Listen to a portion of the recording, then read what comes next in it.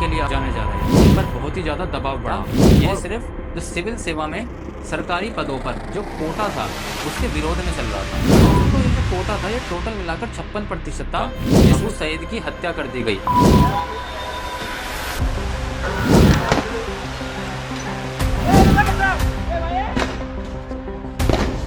जब ये प्रदर्शन बहुत ज्यादा हिंसक होने लगे तो मुझे लगता था कि मैं किसी भी तरीके का प्रदर्शन को दबा सकता बल के द्वारा। हर कोई चीज जो है बर्बाद हो जाती है और कोई भी काम नहीं कर पाता है जनता के सामने। लेकिन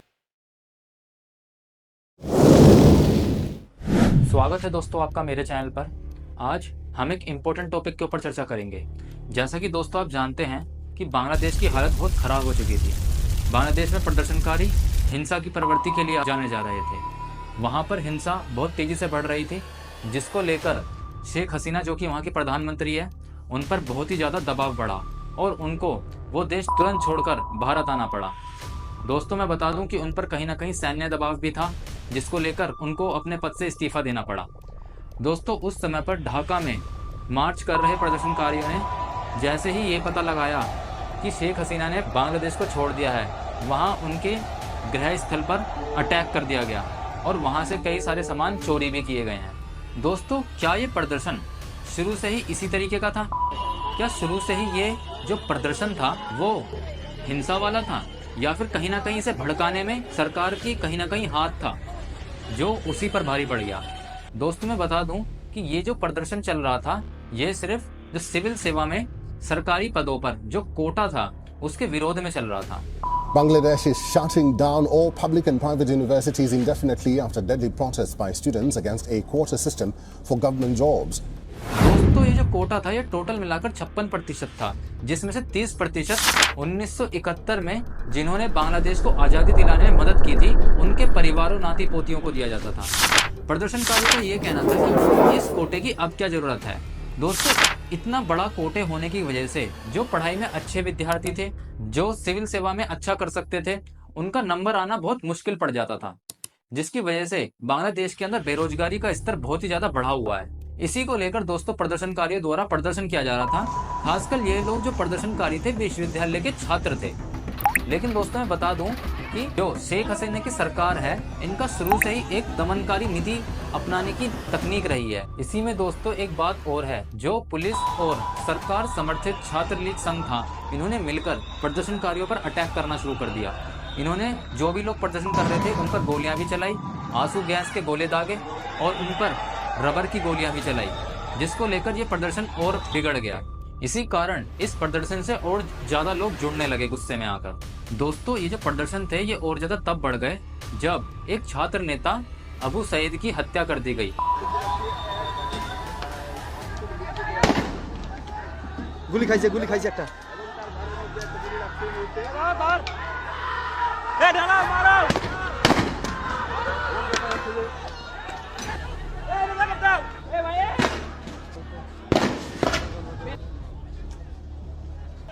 कथित तौर पर पुलिस द्वारा, जिसका व्यापक पैमाने पर निंदा की गई और प्रदर्शन इसके द्वारा और ज्यादा बढ़ गए।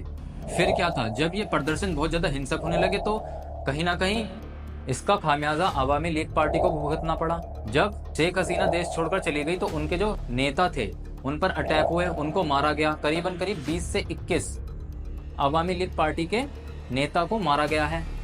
और मैं दोस्तों आपको बता दूं इसी तरीके से कईयों के घर भी जलाए जा रहे हैं और कई जगहों पर बहुत सारी जगह ऐसी भी है जहां पर अल्पसंख्यक जो हिंदू है वहां पर उनको भी हिंसा का सामना करना पड़ रहा है। दोस्तों अगर आप बांग्लादेश की हिस्ट्री से कभी गुजरे हों तो मैं आपको बता दूं कि ये बांग्लादेश में जो ये काम हो रहा है ये कोई ऐसा नहीं है कि बांग्लादेश के इतिहास में पहली बार हो रहा है। अगर आप 1971 से आज तक की बात करें तो 29 बार सैन्य तख्तापलट हो चुका है वहां पर, या फिर उसकी कोशिश की गई है। तो आप समझ सकते हैं कि बांग्लादेश की जनता किस तरीके के भयावह चीजों से बार बार गुजरती है। जैसा कि दोस्तों आपको पता होगा कि शेख हसीना के जो पिताजी हैं शेख मुजीबुर रहमान, ये बांग्लादेश के संस्थापक के रूप में जाने जाते हैं। इन्होंने 1971 में बांग्लादेश को स्थापित करने में बहुत बड़ी भूमिका निभाई थी, लेकिन इनका भी 1975 में 4 साल बाद इनकी हत्या कर दी गई इन्हीं के आवास में। और सिर्फ यही नहीं, इनके साथ इनके 3 बेटे और बहुओं और साथ ही साथ इनके साथ 12 परिवारजन भी थे।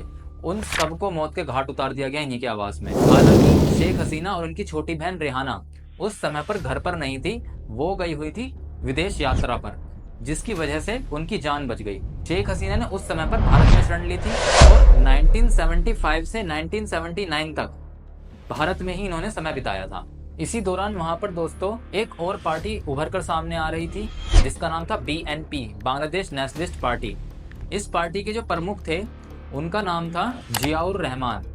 दोस्तों ये जियाउर रहमान थे, ये उस समय पर आर्मी चीफ भी थे और साथ ही साथ इन्होंने 1977 से 1981 तक बांग्लादेश के राष्ट्रपति के रूप में काम किया। लेकिन दोस्तों मैं बता दूं कि इनका भी 1981 में मिलिट्री असैसिनेशन कर दिया गया था। दोस्तों इनकी हत्या कर दी गई थी मिलिट्री के द्वारा चटगांव में, और वो भी बहुत बुरी तरीके से। हालांकि इन्हीं के समय पर कई बार इनको मारने की कोशिश की गई और इनका तख्ता पलट करने की कोशिश की गई, हालांकि इन्होंने हर तख्ता पलट का मुंह तोड़ जवाब दिया। फिर इसके बाद जब 1981 में जियाउर रहमान की हत्या कर दी गई तो इनकी वाइफ का नाम सामने आया, जिनका नाम है खालिदा जिया। ये खालिदा जिया इस समय पर BNP पार्टी की प्रमुख रही हैं और ये कहीं ना कहीं विरोधी रही हैं शेख हसीना की। लेकिन दोस्तों मैं आपको बता दूं कि खालिदा जिया पर 2018 में भ्रष्टाचार का आरोप लगा था, जिसके कारण उनको 17 साल की सजा हुई है और वो अपना ज्यादातर समय या तो अस्पताल में गुजारती हैं या फिर जेल में, क्योंकि उनकी स्वास्थ्य अब अच्छा नहीं रहता। लेकिन ऐसी भी न्यूज आ रही है कि आज के समय में क्योंकि शेख हसीना ने देश छोड़ दिया है, तो उसके बाद से जो वहाँ के राष्ट्रपति शहाबुद्दीन हैं उन्होंने खालिदा जिया को रिहा कर दिया है। तो दोस्तों कुल मिला के सारांश यही है कि अवामी लीग पार्टी जो कि शेख हसीना की पार्टी थी, ये कहीं ना कहीं अपने खिलाफत में बोलने वाले लोगों को दबाती थी। इन पर भ्रष्टाचार के आरोप भी लगे हैं, इन पर जो है अपने विरोधियों की हत्याएं करवाने, उनको गायब करवाने और कई क्रांतिकारियों को मारने का आरोप भी लगा है। लेकिन इसी के साथ साथ शेख हसीना की किसी किसी बात के ऊपर बहुत प्रशंसा भी की जाती है, जैसे कि इनके समय में आर्थिक विकास बहुत तेजी के साथ दौड़ा। अगर मैं आपको बताऊं कि जब 1971 में बांग्लादेश आजाद हुआ था, तो उस समय पर आपका जो बांग्लादेश था वो विश्व के गरीब देशों में से एक देश था। लेकिन दोस्तों 2009 के बाद से इनके जो औसत आर्थिक वृद्धि हुई है वो हर साल 6% की वृद्धि से बढ़ती रही, जिसके कारण 2021 में इसकी पर कैपिटा इनकम यानी कि प्रति व्यक्ति आय भारत को भी पीछे छोड़कर आगे चली गई। जब पर कैपिटा इनकम देखें, इन दोनों चीजों में ही कहीं ना कहीं ये भारत से ऊपर बांग्लादेश नजर आ रहा था। फिर भी देख लो दोस्तों कि ऐसा क्या हुआ कि पल भर में ही सब बर्बादी की कगार पर पहुंच गए बांग्लादेश के अंदर। शेख हसीना 2009 से लगातार आज तक प्रधानमंत्री रही। जब ये 2024 में जनवरी में अभी चुनाव हुए थे, तो इन पर बहुत ज्यादा गंभीर आरोप लगे हैं। आरोप कुछ ऐसे दोस्तों कि BNP पार्टी जो इनकी विरोधी पार्टी थी, उन्होंने मतदान करने से अपना बहिष्कार कर लिया और कहा कि यहाँ पर जो है बिल्कुल भी फेयर तरीके से चुनाव नहीं हो रहे हैं। तो दोस्तों मैं बता दूं कि कहीं ना कहीं ऐसा लग रहा है जैसे शेख हसीना वहां पर डिक्टेटरशिप कर रही थी। वहां पर जो सरकार की विरोधी पार्टी थी उनको जो है स्वतंत्रता के साथ चुनाव लड़ने भी नहीं दिया जाता था।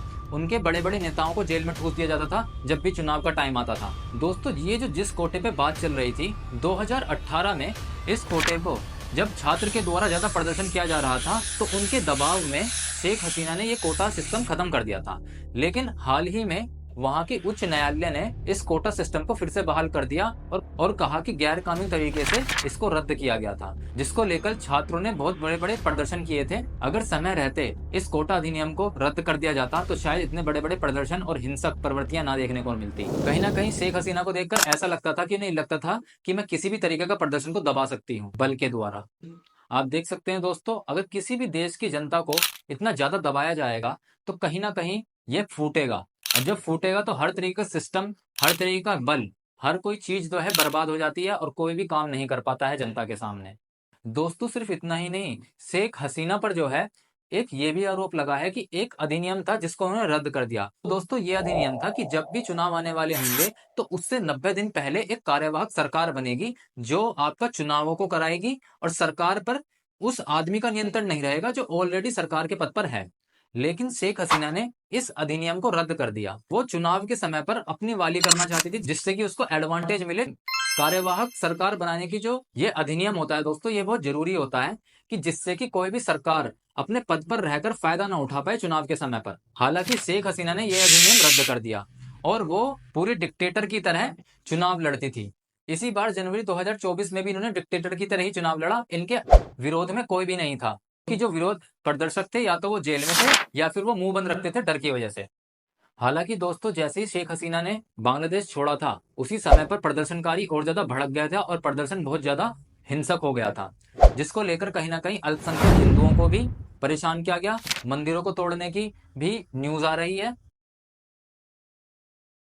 মহাদেব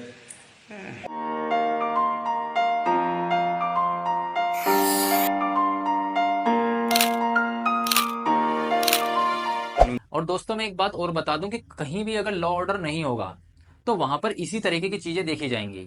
दोस्तों मैं यहाँ पर आपको एक बात और बताना चाहता हूँ कि पूरा अगर फॉरेन इन्वेस्टमेंट की बात करें तो बांग्लादेश में फॉरेन इन्वेस्टमेंट बहुत ज्यादा खराब हो चुका है, क्योंकि वहां पर जो उनका प्रमुख उद्योग है कपड़ा उद्योग, उनका निर्यात बंद हो गया था कुछ समय पर।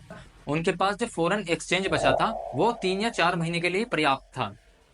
इसी वजह से आईएमएफ और वर्ल्ड बैंक ने बहुत ज्यादा चिंता भी जताई थी बांग्लादेश को लेकर। दोस्तों बेशक आपको ऊपर से देखने में लगता हो कि बांग्लादेश का आर्थिक विकास अच्छा हुआ है, लेकिन वहां पर बहुत ज्यादा जनता बेरोजगार है। वहां के जो युवा हैं वहां पर सुनाई देता है कि 32 मिलियन युवा बेरोजगार हैं 170 मिलियन की जनता में से। दोस्तों शेख हसीना के बांग्लादेश छोड़ने के बाद वहां के सैन्य प्रमुख वकारुज्जमान ने वहां पर सैन्य अधिकार लागू कर दिए हैं, और वकारुज्जमान ने कहा है कि वो वादा करती है प्रदर्शनकारियों से कि उनको एक अच्छी सरकार देखने को मिलेगी। हालांकि मैं बता दूं दोस्तों कि जो छात्र हैं उन्होंने अपने प्रमुख नेता सलाहकार के रूप में मोहम्मद यूनुस को चुना है। दोस्तों मैं बता दूं मोहम्मद यूनुस एक नोबेल पुरस्कार विजेता हैं। उनको गरीबों का बैंकर भी कहा जाता है। जब उनको नेता चुना गया था उस समय पर वो यूरोप में थे, और उनका भी बयान आ गया है कि वो बहुत अपने आप को अच्छा महसूस करवा रहे हैं। वो चाहते हैं कि वो इस सरकार को लेकर आगे चले, और वो तभी तक उस सरकार में रहेंगे जब तक कि उनको एक स्थायी रूप से सरकार नहीं मिल जाती। वो ये भी चाहते हैं कि जो प्रदर्शनकारी है उनमें से भी कुछ नेता उभर कर आए जो कि सरकार बनाए। हालांकि दोस्तों मैं बता दूं कि सुप्रीम कोर्ट ने हाई कोर्ट का फैसला बदल दिया था, और जो बांग्लादेशी में 1971 के स्वतंत्रता सेनानियों का 30% का कोटा था उसको 5% कर दिया था, और बाकी 2% आपका विकलांगों के लिए और जो पिछड़े जाति के लोग हैं उनके लिए कर दिया गया था। लेकिन फिर भी जो है प्रदर्शन नहीं रुके, क्योंकि कहीं ना कहीं बांग्लादेश की जो शेख हसीना थी इनका जो रुख था वो बहुत ज्यादा कड़ा रुख था। इन्होंने इन प्रदर्शनकारियों को रजाकार भी कहा। रजाकार का अर्थ दोस्तों होता है जिन लोगों में 1971 में पाकिस्तानी सेना का साथ दिया था उनको रजाकार कहा जाता था। प्रदर्शनकारियों ने इस चीज को कहीं ना कहीं गाली की तरह समझा और ये और ज्यादा उग्र हो गए। মুক্তিযোদ্ধাদের নাতিপুতিরাও পাবে না, তাহলে কি রাজাকারের নাতিপুতিরা পাবে? সেটা আমার প্রশ্ন, দেশবাসীর কাছে প্রশ্ন। इसके अलावा इंटरनेट बार बार बंद किए जा रहे थे, इंटरनेट सेवा। और दोस्तों जितनी ज्यादा उग्र हो रहे थे आंदोलन उतनी तेजी के साथ उसको दबाने की कोशिश की जा रही थी, कर्फ्यू लगाकर एंड शूट एंड साइड जैसे ऑर्डर देकर। तो दोस्तों ये आंदोलन तो फटना ही था। ये सब सुनकर दोस्तों आपको क्या लगता है कि शेख हसीना एक डिक्टेटर थी? यूनाइटेड नेशन ने इनके आतंकवाद के खिलाफ लिए गए फैसलों पर भी बहुत ज्यादा इनकी तारीफ भी करी है, और इनके आर्थिक विकास को लेकर भी इनकी तारीफ की जाती थी। लेकिन अमेरिका भी कहीं ना कहीं इनसे इस चीज को लेकर परेशान था कि वहां पर यानी कि बांग्लादेश के अंदर जो चुनाव हो रहे हैं वो फेयर तरीके से नहीं हो रहे हैं। बांग्लादेश का जो मेन दोस्तों काम है वो आपका वस्त्र निर्यात का है। वहां का जो परिधान सिस्टम है वो बहुत ज्यादा मजबूत है। वहां पर 90-91% कार्यबल महिला हैं, जिसकी वजह से बांग्लादेश का जो विकास है बहुत तेजी के साथ आगे बढ़ता है। दोस्तों अगर आप देखेंगे कि जो बांग्लादेश के अंदर ये जो अस्थिरता हो रही है ये कोई नई बात नहीं है। दोस्तों अगर आप देखें तो बांग्लादेश का पूरा इतिहास ही अस्थिरता से भरा हुआ है। बांग्लादेश की जो पूरी जमीनी हकीकत है अगर हम उससे रूबरू हो तो वहां समय समय पर सैन्य तख्तापलट होता रहा है। दोस्तों वहां पर सेना का प्रबल बहुत ज्यादा है। वहां पर ऐसा होता है कि कोई सरकार अगर कुछ गड़बड़ी करती है तो सेना तुरंत आकर अपना प्रभुत्व स्थापित कर लेती है। तो इस तरीके से देखा जाता है कि सेना कहीं ना कहीं हस्तक्षेप करती रहती है सरकार बनाने में। इसी चीज में मैं आपको बताना चाहूंगा जब 1975 में शेख मुजीबुर रहमान की हत्या कर दी गई थी, इसके बाद से मानो कि एक सिलसिला चल पड़ा था तख्ता पलट का। 3 से 7 नवंबर के बीच में भी तख्ता पलट हुआ। 2 अक्टूबर 1970 में तख्ता पलट होने की कोशिश की गई। दोस्तों मैं बता दूं 1970 में जियाउर रहमान जो आर्मी चीफ भी थे और बाद में राष्ट्रपति भी बन गए थे, इनके राष्ट्रपति बनने के बाद से इन पर कई बार हमले हुए थे, जिसमें हुआ क्या था कि जो वायुसेना अधिकारी थे वो पूरा सरकार के खिलाफ हो गए थे और अटैक करने की सोच रहे थे। हालांकि इस चीज को इतिहास में लाल क्रांति के नाम से जाना जाता है। दोस्तों मैं बता दूं कि पूरे के पूरे इस षड्यंत्र को फेल कर दिया गया था जियाउर रहमान के द्वारा, और जितने भी वायुसेना अधिकारी थे उनको मरवा दिया गया था। लगभग 1143 वायुसेना अधिकारियों को मरवा दिया गया था। हालांकि बाद में ये पता लगा कि ये जो आपका षड्यंत्र था, ये सोवियत समर्थित था। सही समझा दोस्तों आपने, सोवियत संघ समर्थित। दोस्तों मैं बता दूं कि सोवियत संघ जो है उस समय पर चाहता था कि बांग्लादेश में अस्थिरता है तो वहां पर मार्क्सवादी शासन पैदा हो जाए, यानी अपने तरीके का शासन वहां पर चाहते थे। लेकिन दोस्तों मिस्र के जो राष्ट्रपति थे अनवर सदात, इन्होंने जियाउर रहमान को चेतावनी दी थी कि सोवियत संघ आप पर कब्जा करना चाहते हैं और आपको हटाना चाहते हैं, वो अपना मार्क्सवादी शासन स्थापित करना चाहते हैं। तो दोस्तों कहीं ना कहीं जियाउर रहमान पूरे चौकन्या थे इस चीज से। लेकिन फिर भी जियाउर रहमान को 1981 में बुरी तरह उनकी मिलिट्री द्वारा असैसिनेशन करा दिया गया, उनकी हत्या कर दी गई। 1982 में जनरल हुसैन मोहम्मद इरशाद ने नागरिक सरकार को उखाड़ फेंका। तो देखा दोस्तों फिर से तख्ता पलट हो गया। 2009 में एक सेना के गुट ने विद्रोह कर दिया, जिसमें बांग्लादेश राइफल्स के महानिदेशक और उनके अलावा 56 बड़े बड़े अधिकारी सेना के मारे गए। तो दोस्तों आप देख सकते हैं वहां पर इतना ज्यादा लड़ाई झगड़ा चलता रहा है शुरू से ही। तो वहां पे लोगों ने कभी भी सही से लोकतंत्र को नहीं देखा, इसलिए कहीं ना कहीं युवाओं के अंदर गुस्सा भरा हुआ था जो कि फूट रहा है। दोस्तों आपको क्या लगता है कि शेख हसीना ने अपना समय आने पर अपने पिता को ना सोचकर एक डिक्टेटर की तरह राज किया, और क्या ये सही था? आप मुझे कमेंट बॉक्स में बताइए। अभी के लिए मैं चलता हूँ। मेरा चैनल पसंद आता है तो प्लीज इसे लाइक कीजिए, सब्सक्राइब कीजिए। बहुत बहुत धन्यवाद।